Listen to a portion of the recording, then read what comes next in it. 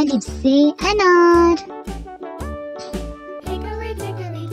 अलबता से आम,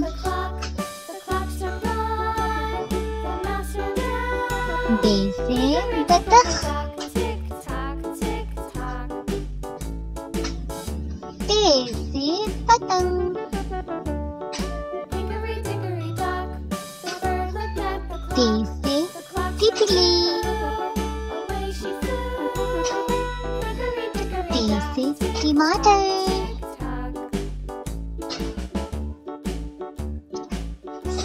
से समर, जीम से जहाज, ची से चिड़िया, है से हुक्का, खै से खरगोश, खै से खुबानी, दाल से दावत, दाल से डबल रोटी, दाल से जखीरा, रे से रेस, रे से पहाड़, से जंजीर, से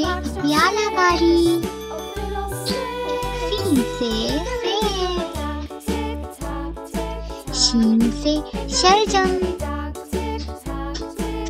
स्वाद से साबुन, ज़ाद से ज़रीन, त्वे से तोता, ज़े से ज़रूफ, आइन से आइनक, गैम से गुब्बारा, फे से फुआरा, काफ से कलम, काफ से किताब, गाफ से गाय, लाम से लोटा, मीम से मोर, मीम से नाशपाती, वाव से वरक, हमजा से गाय,